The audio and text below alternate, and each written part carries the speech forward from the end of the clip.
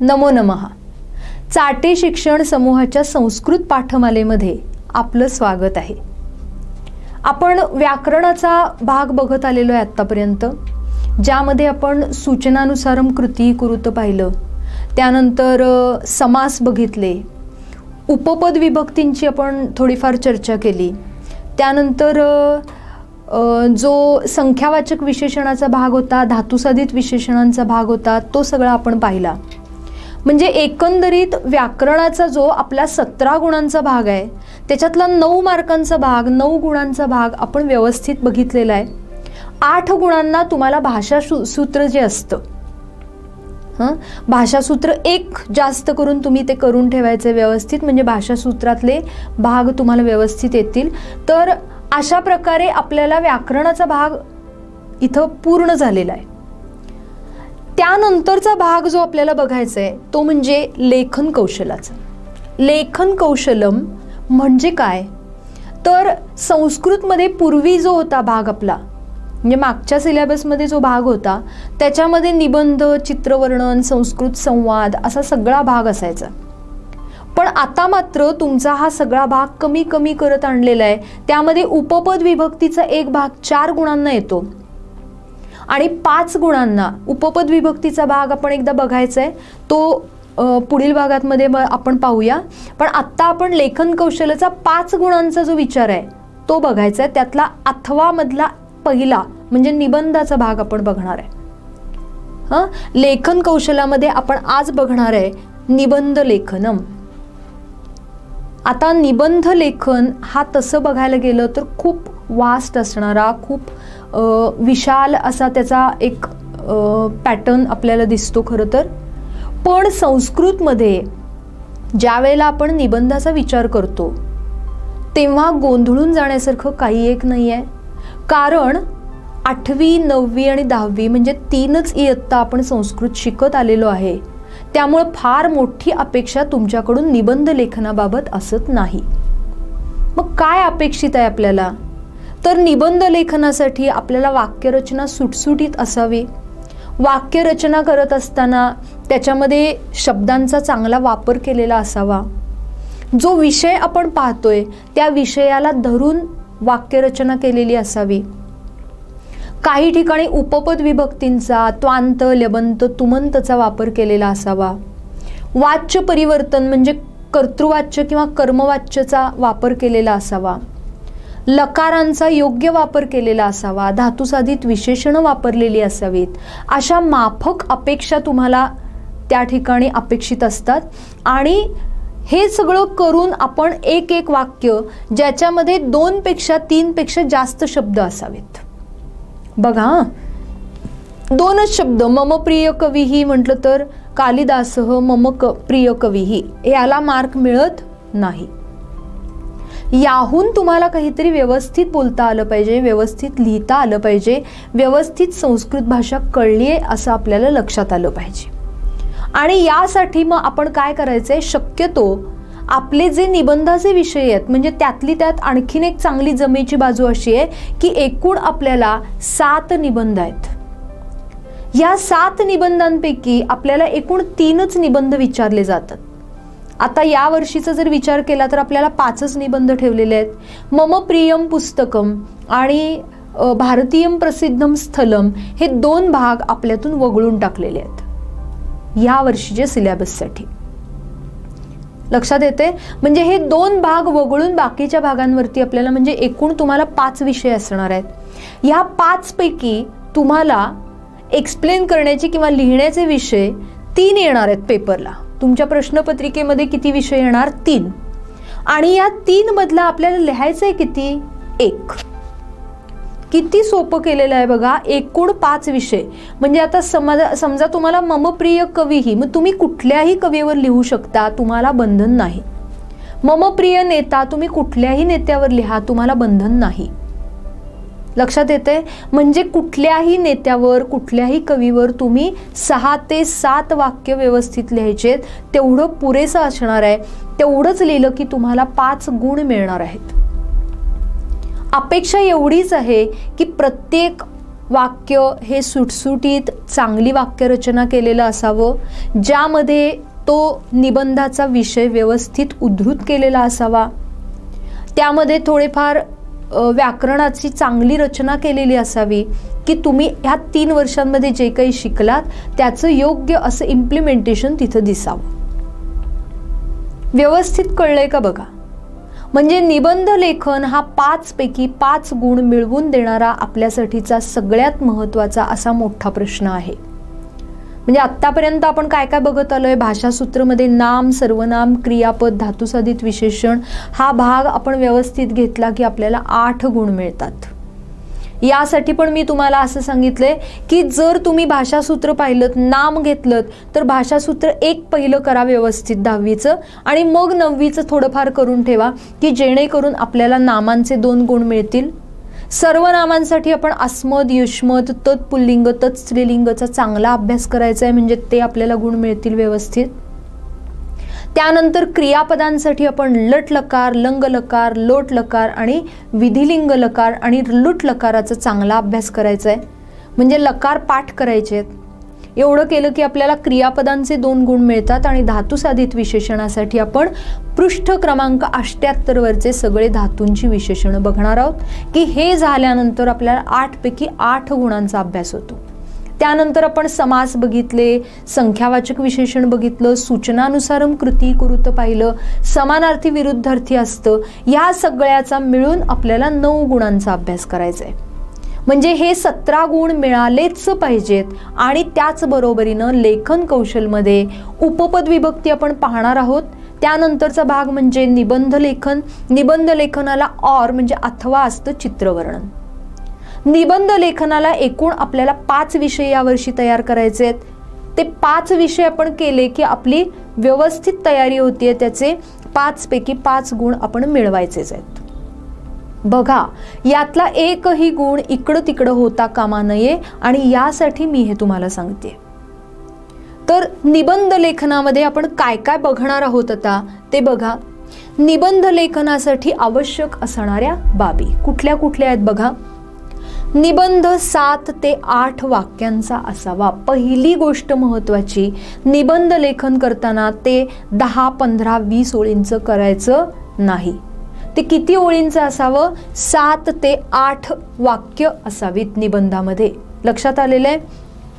प्रत्येक वाक्य 3 ते 4 शब्दांचं असावं. प्रत्येक वाक्यामध्ये 3 ते 4 शब्द किमान असावेत. किमान 6 शब्द असतील तर उत्तम आहे, 4-5 शब्द असतील तर चांगलं आहे, पण 2 शब्दांचं वाक्य असू नये. हा महत्त्वाचा संदेश आहे. पुढं काय सांगितलंय बघा, वाक्ये अर्थपूर्ण असावीत. वाक्य तुम्ही जी काही कराल त्यांना अर्थ असावा. उगीच काहीतरी लिहिलंय, काहीतरीच एक्सप्लेन केलंय, कुठला तरी विषय कुठंतरीच गेलाय असं असू नये. भरकटू नका. व्यवस्थित 5 वाक्य तयार करून ठेवा, 6 वाक्य तयार करून ठेवा, 7 वाक्य तयार करून ठेवा. 30 वाक्य तिथं आपल्याला लिहायची आहेत. लक्षात आलंय? योग्य शब्द, अचूक व्याकरण आणि योग्य उपपद विभक्तींचा वापर करावा. हे लक्षात आलं का बघा. योग्य शब्द, योग्य व्याकरण आणि योग्य अशी उपपद विभक्ती अचूक वापरावी, चुकू नये अजिबात. म्हणजे आता नमः वापरायचं आहे आपल्याला, तर त्याला चतुर्थीची अपेक्षा आहे. तर ज्याला नमस्कार करायचा त्याची चतुर्थी आलीच पाहिजे. ज्याला आवडतं, म्हणजे आपल्याला नेहमी असतं बघा, मम प्रिय गणेश. मग आता गणेश देवता कोण आली? गणेश. तर गणेशबद्दल आपण काय सांगतो की गणेशाय मोदकाः रोचन्ते. आता इथं काही मुलं काय करतात, ज्याला आवडतं त्याची चतुर्थी करायची आपल्याला. रुचरोच हा धातू आहे आणि असा आपल्याला रूल आहे, नियम आहे आपल्याकडं की रुच धातू आल्यानंतर ज्याला आवडतं त्याची चतुर्थी करायची. मग कुणाला आवडतं? गणेशाला आवडतं, म्हणून गणेश या शब्दाची चतुर्थी झाली पाहिजे. मग गणेश शब्द हा देव प्रमाण चालत असल्यामुळं त्याची चतुर्थी गणेशाय अशीच येणार. काही मुलं काय करतात, गणेशः मोदकाय रोचन्ते. चूक. मोदकाला आवडतो का गणेश? नाही, गणेशाला मोदक आवडतात, ज्याला आवडतं त्याची चतुर्थी करायची. मग हे जर तुम्ही वाक्यामध्ये व्यवस्थित लिहिलं तर निबंधाला सुद्धा आपल्याला चांगले गुण मिळतातच. म्हणजे अशा रीतीनं आपण त्याचा वापर करू शकतो. उत्तम प्रारंभ करावा आणि योग्य समारोप असावा. वाक्यांचा क्रम अचूक असावा. कळलंय का बघा सगळे शब्द. निबंध 7 ते 8 वाक्यांचा असावा ही पहिली महत्वाची सूचना. दुसरं काय सांगितले, प्रत्येक वाक्य 3 ते 4 शब्दांचं असावं, 2 शब्दांचं असू नये. वाक्य अर्थपूर्ण असावीत, वाक्य चांगली लिहावीत. योग्य शब्दांचा वापर करावा, अचूक व्याकरण वापरावं आणि योग्य अशा उपपद विभक्तींचा वापर केलेला असावा. आणि त्यानंतर सांगितलंय उत्तम प्रारंभ असावा. समजा तुम्हाला एखादं छानसं सुभाषित मिळालं, तुम्ही उत्तमरित्या ते लिहू शकता चुका न करता. प्रत्येक वेळेला हे लक्षात ठेवा की आपण जे काही लिहू त्यामध्ये अचूकता असावी, चूक असू नये. ते महत्वाचं आहे. नाहीतर तुम्ही भारंभार लिहाल, चुका जेवढ्या आहेत तेवढे मार्क कमी कमी होत जातात. आपला प्रभाव जो असतो तो परीक्षकावरती चुकीचा पडतो. त्यामुळे जे लिहायचंय ते अचूक आणि उत्तम लिहायचंय, नीटनेटकं लिहायचंय, खाडाखोड नकोय. कारण वर्षभर तुम्हाला हे 5 निबंध दिलेले असतात, तेच तुम्हाला लिहायचे असतात. वेगळं काही तुम्हाला तयार करून लिहायचं नाही आहे. म्हणजे जे काही तुम्हाला दिलेलं आहे तेच तुम्ही व्यवस्थित लिहिणार आहे. म्हणजे तुम्ही चांगलं लिहिणं अपेक्षित आहे. ऐन वेळेला तुम्हाला असं सांगितलेलं नाही की हे लिहा. तुम्हाला आधीच दिलेलं आहे, ते आधीच तुम्ही तयार करणार आहात. त्यामुळं तुम्ही जे काही लिहाल ते सुवाच्य, उत्तम, नीटनेटकं आणि अचूक असावं अशी अपेक्षा असणं चुकीचं नाही. व्यवस्थित कळलंय.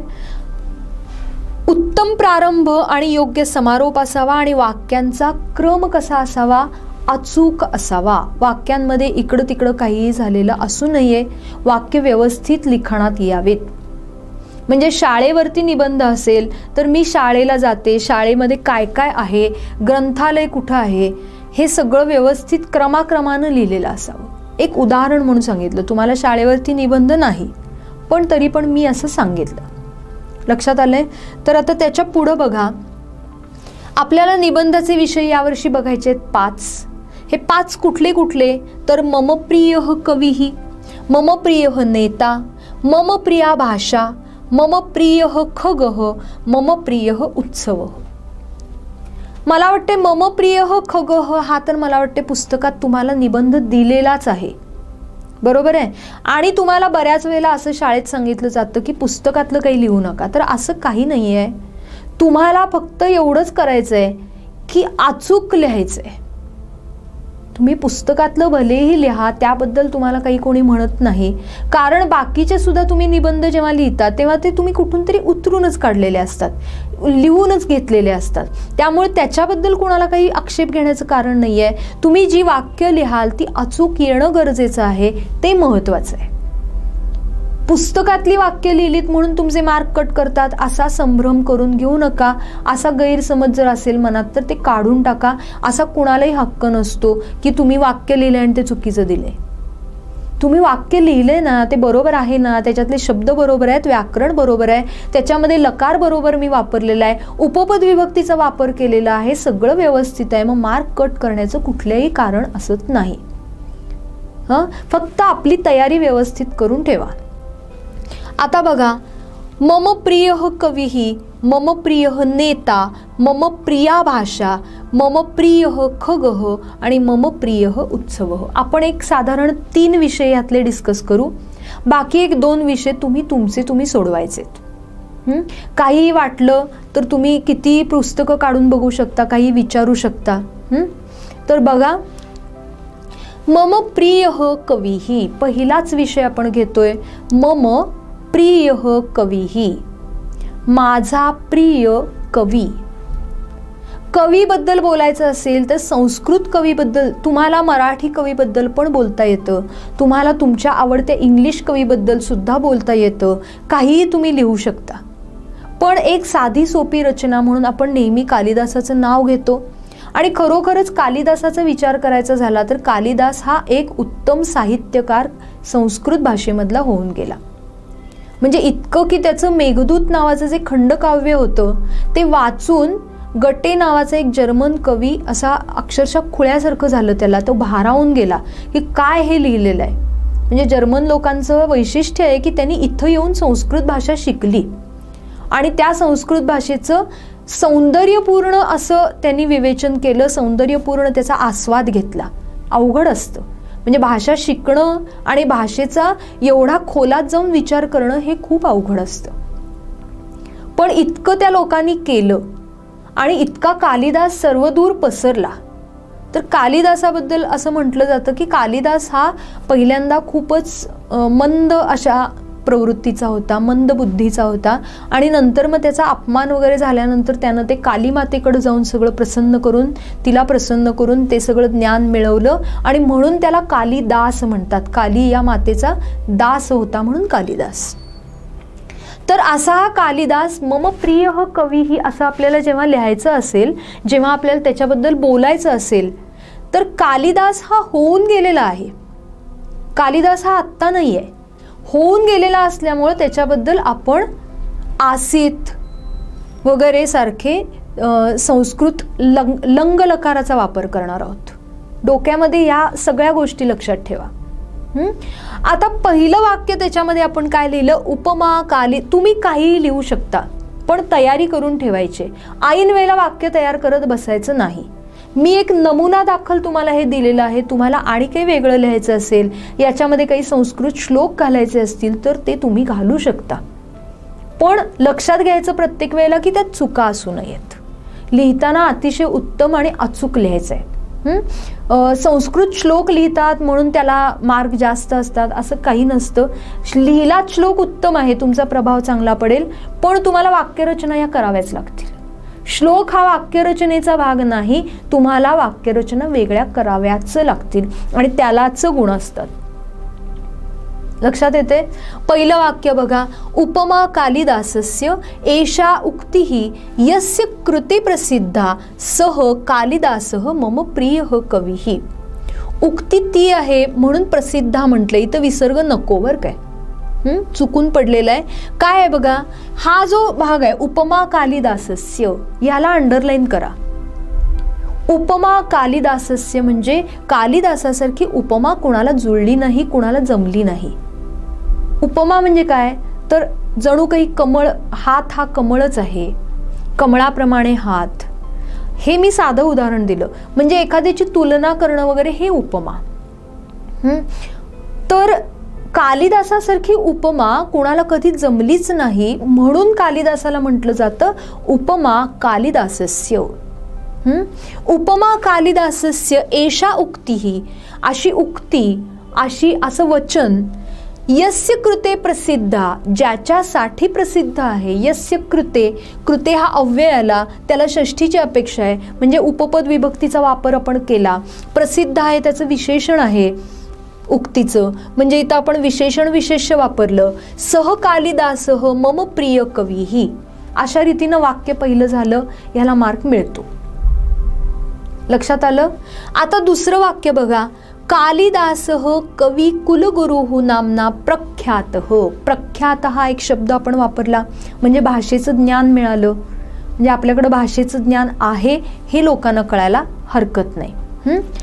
नामना, इथं आपण नामनचा उपयोग केला, नामन शब्द वापरला, नावाने प्रसिद्ध आहे. कालिदास हा कवी कुलगुरु नामना प्रसिद्ध किंवा प्रख्यात, त्याला कवी कुलगुरु असं म्हटलं जातं, या नावानं तो ओळखला जातो. कालिदासः भोजराजस्य सभायाम, भोजराजा नावाचा जो राजा होऊन गेला त्याच्या सभेमध्ये राजकवी ही आसित, आला का बघा, आसित लंग लकार. हा राजकवी म्हणून कार्यरत होता. कुठं? भोजराजाच्या सभेमध्ये कालिदास राजकवी म्हणून कार्यरत होता. व्यवस्थित कळलंय. कालिदासेनं, आता हे व्यवस्थित लिहायचं बरं काय, त्रीणी नाटकानी रचितानी, रचितानी हे धातुसाधित विशेषणाला त प्रत्यय, म्हणजे आपण धातुसाधित विशेषणाचा वापर केला. ही सगळी विशेषणं आली म्हणजे विशेषणं कशी चालतात ते आपण लिहिलं. संख्यावाचकाचा वापर केला म्हणजे आपण सगळ्याचा ओव्हरऑल सगळ्याचा विचार केलेला आहे, सगळं व्यवस्थित वापरलेलं आहे, अचूक वापरलेलं आहे की मार्क मिळतो 1.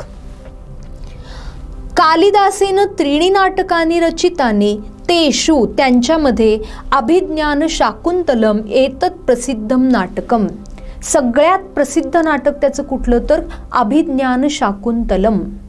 कळाले व्यवस्थित.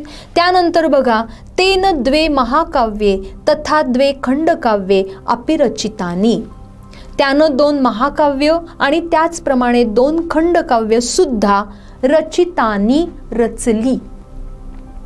2 महाकाव्य रचली आणि 2 खंडकाव्यांची सुद्धा त्याने रचना केली.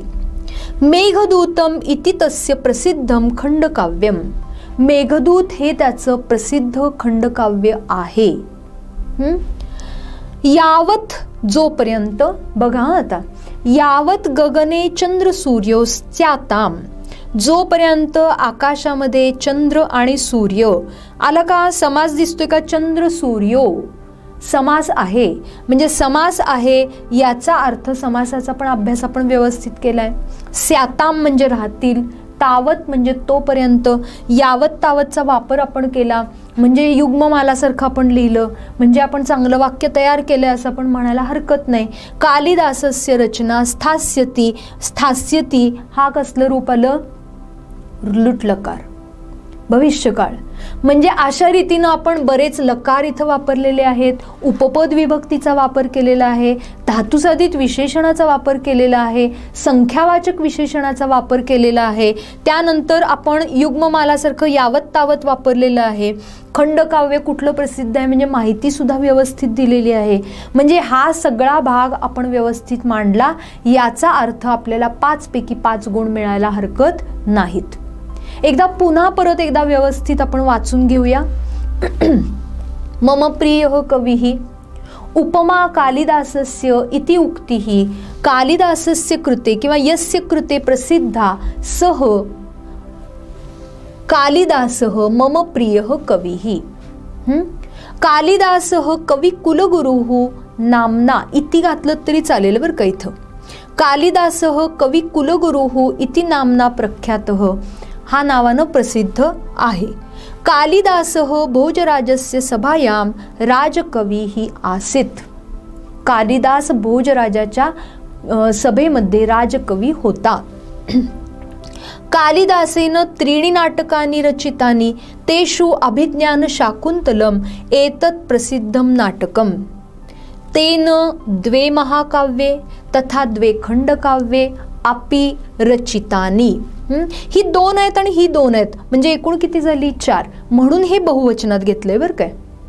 इथं जर 2च आपण लिहिलं असतं तर काय झालं असतं, रचिते आलं असतं. इथं 4 आलेलं आहे म्हणून काय झालं, रचितानी.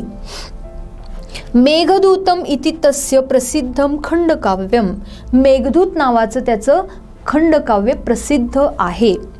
यावत गगने चंद्र सूर्यो स्याताम, जोपर्यंत या गगनामध्ये या आकाशामध्ये सूर्य आणि चंद्र राहतील, तावत तोपर्यंत कालिदासस्य रचना स्थास्यती, कालिदासाची रचना तोपर्यंत राहील. व्यवस्थित कळलेलं आहे. तर अशा रीतीनं आपण मम प्रियः कवीही पाहिलं.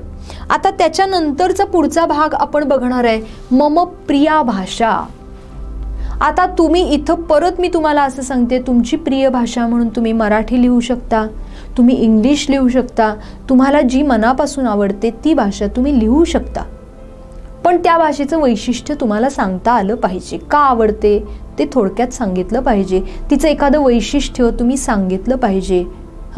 त्याच्यामध्ये काय आणखीन तुम्हाला मिळालेलं आहे ते तुम्ही थोडक्यात सांगितलं पाहिजे. तर अशा ज्या गोष्टी असतील त्या जर तुम्ही देणार असाल तर कुठलीही भाषा तुम्ही लिहायला हरकत नाही. अन्यथा तयार करून ठेवा, दिलेला निबंध आहे.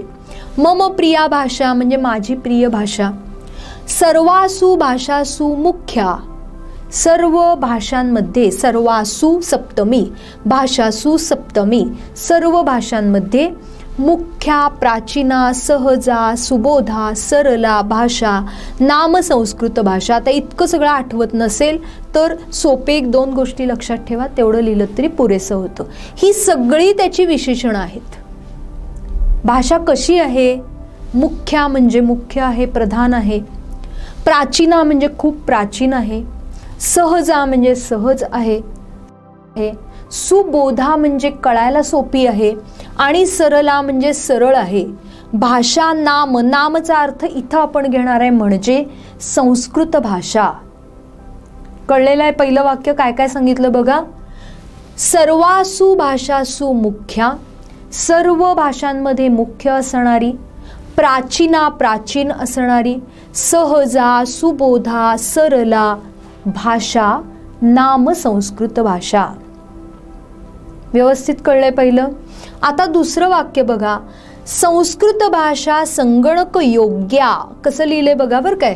संस्कृत भाषा ती आहे म्हणून संस्कृत योग्य, संगणक योग्य म्हटलेलं नाहीये. काय म्हटलेलं आहे. संगणक योग्या, संगणकासाठी योग्य असणारी. आपण प्रतिपदम संस्कृतम जो पाठ आपला आहे त्याच्यामध्ये आपल्याला संगणक म्हणजे IIT मध्ये काही मुलं शिकतायत.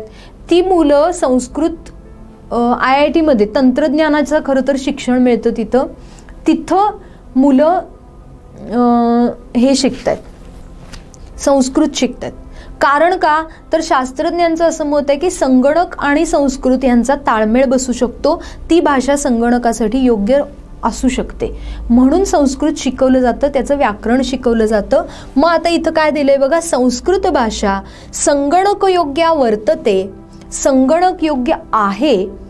इति शास्त्रज्ञाना मतः. असं कुणाचं मत आहे.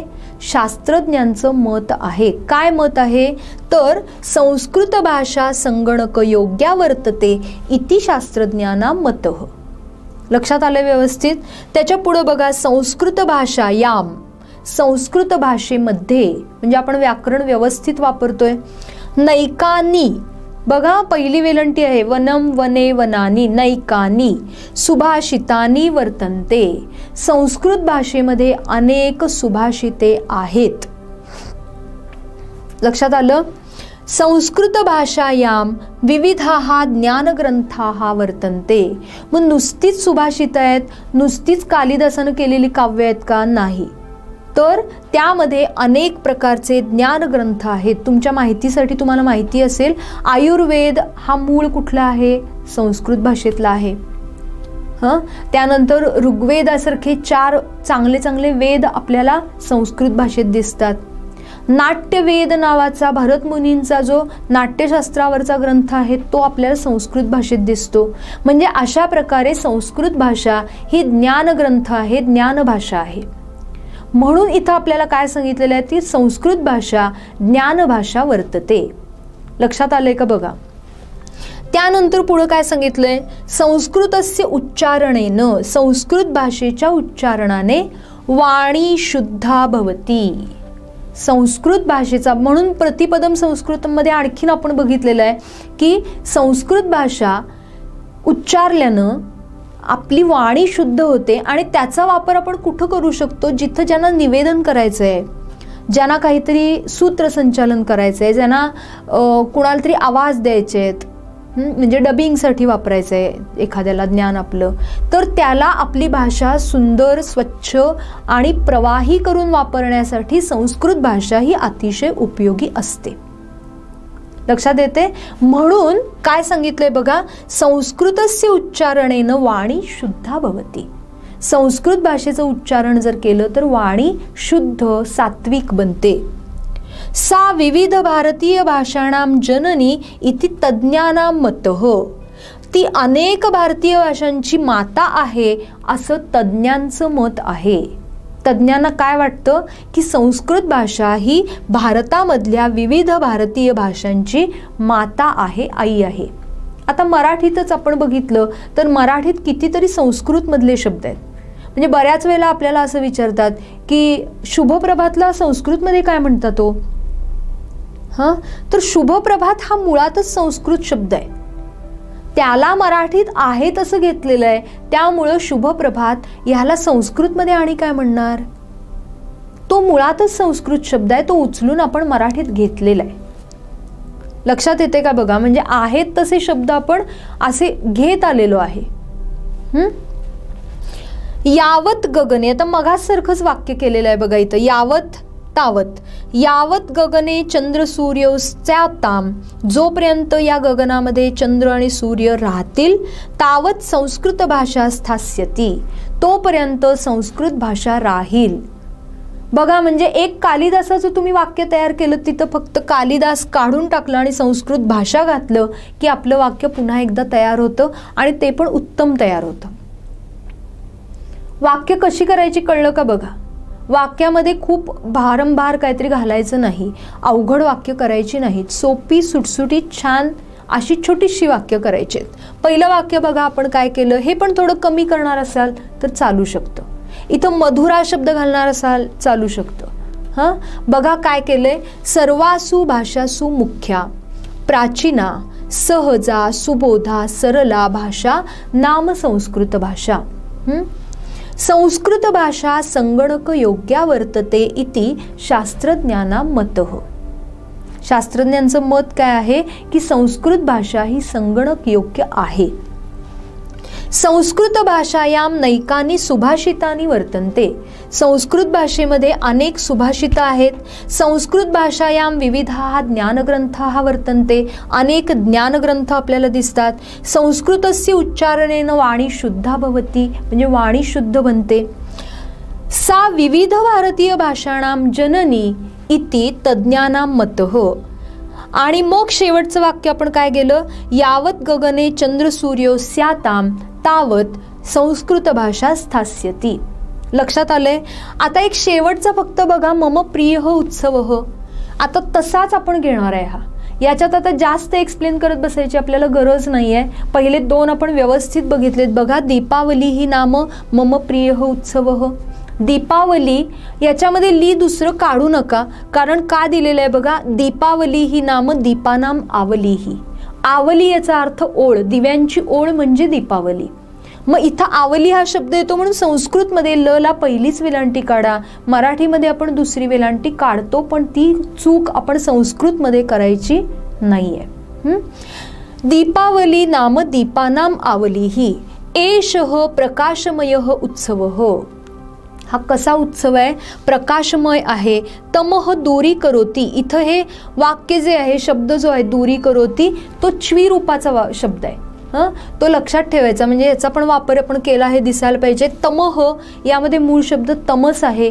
तमस म्हणजे अंधार, तमह म्हणजे अंधार दूर करते. कोण दूर करते? दिवाळी. एषः उत्सव, हा उत्सव आबालवृद्धानां कृते. आबालवृद्ध म्हणजे लहान आणि मोठे सगळ्यांसाठीच आनंददायक असतो.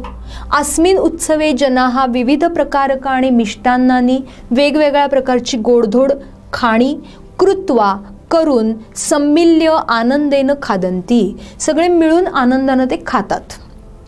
जनाः नूतनानि वस्त्राणि धारयन्ति. लोक नवीन नवीन वस्त्र धारण करतात. दीपावली प्रीत्यर्थम मासिकाः अपि प्रकाशिताः भवन्ति. मुद्दाम मी स्फोटकांचा वापर इथं करतात वगैरे लिहिलेलं नाही. त्याचा वापर आपण प्रदूषणासाठी करू नये असं म्हटल्यामुळे आपण लिहूच नाही. लक्ष्मीपूजनम भाऊबीज इत्यादयः कार्यक्रमाः सन्ति. एषः उत्सवः उत्साहवर्धकः आनंददायकः वर्तते. तर अशा रीतीने आपण आज 3 निबंध बघितलेले आहेत. एकूण आपल्याला 5 निबंध आहेत. 2 निबंध तुम्ही तयार करायचे व्यवस्थित. 7 निबंध एकूण आहेत, पण आपल्याला यावर्षी फक्त 5च आहेत. त्यातले 3 येतील.